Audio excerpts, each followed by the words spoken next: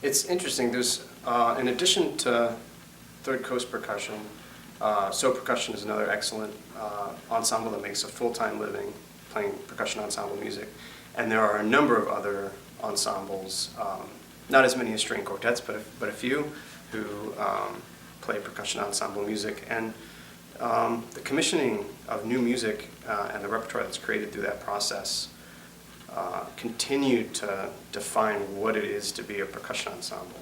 And I think that we certainly play a role in it because this is our full-time job, and we tour extensively, and so you know, our piece of, I think, shaping the future of percussion ensemble is a lot about including a lot of different voices and styles in what we do.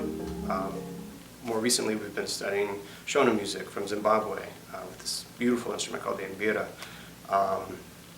And we've collaborated with Glenn Kochi, who's a rock drummer, and Devante Hines, who's a fantastic pop musician who also writes classical scores, as well as some of the leading voices of the more tried and true classical tradition.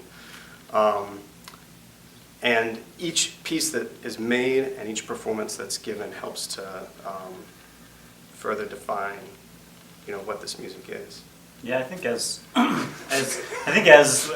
you know, things keep moving forward for percussion ensembles, it's going to be really interesting to see like how the sort of definition of the genre evolves, because it's so fluid in terms of it's, you know, most percussionists are not purely classical musicians, and there's so many different types of music that can factor into what we do and in which we're trained. And I think we're also living in an age that even within the classical world, people are having an increasingly open mind about the types of voices that can and should be included in that, and the type of influences that will shape that music. I think even now you see different percussion ensembles that maybe define their sound and their repertoire in different ways. Some it's very narrow about a specific type of tradition. Some feel more like a rock band. Some feel more like a classical music ensemble. Some feel like a classical music ensemble that also plays West African music. You know, and there's all of these different sort of ways that people sort of define it, and I think each of them is different, which is really cool, and I think each one finds their own voice.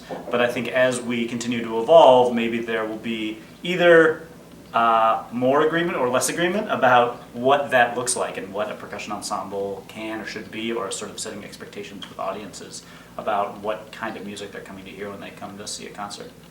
And that's why, I mean, when people ask us what genre we are, we say we're classically trained percussionists, which is a deliberately ambiguous term. I mean, it tells something about us because it uses the word classical.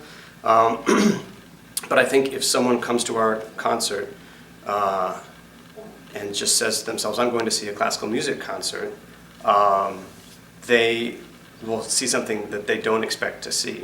And that's not a bad thing, by the way. I think a lot of times people are very pleasantly surprised. But we play, you know, often very complicated music, type of music that, you know, one of the things that defines us most is a music stand. We memorize some of our music, but if you're in a rock band and you put up a music stand, 99 times out of 100 people are like, what's going on? But for us, you know, in a weird way, that's something that defines us, is that level of complexity. And even most of our music is notated. It's music that's been written down. Absolutely. In a specific way, yeah. Absolutely. And even in the non-notated traditions that we work in, the music is insanely complicated. The Shona music we were talking about earlier, there are layers and layers of complexity to it. The only difference there is that it's not written down, so it takes us forever to learn it.